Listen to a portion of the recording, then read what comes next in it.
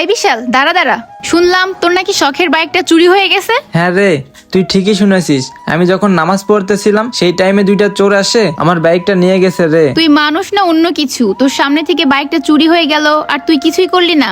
তোর এইসব দেখে গ্রামের মানুষজন হাসাহাসি করতেছে তোকে নিয়ে। আমি হলে বাইকটাই বাঁচাইতাম। দেখ, তোর কাছে বাইকটা ইম্পর্টেন্ট হতে পারে, আর আমার কাছে আল্লাহর ইবাদতটাই সবচেয়ে বড়। এই জন্যই আমি বাইকটা ছেড়ে দিয়ে আল্লাহর ইবাদতটাই করতেছি। হাই রে, এই নামাজ কি তোরে ভাত দিবে?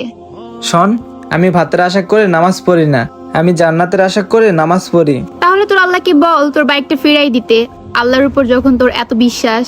দেখ, রিজিকের মালিক হচ্ছে উপর আল্লাহ।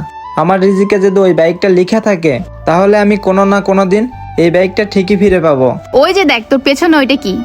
আরে, এটা তো আমার বাইকের মতনই লাগে। আরে, এই মহিলাটা গেল কই? কিছুই তো বুঝতেছি না। আরে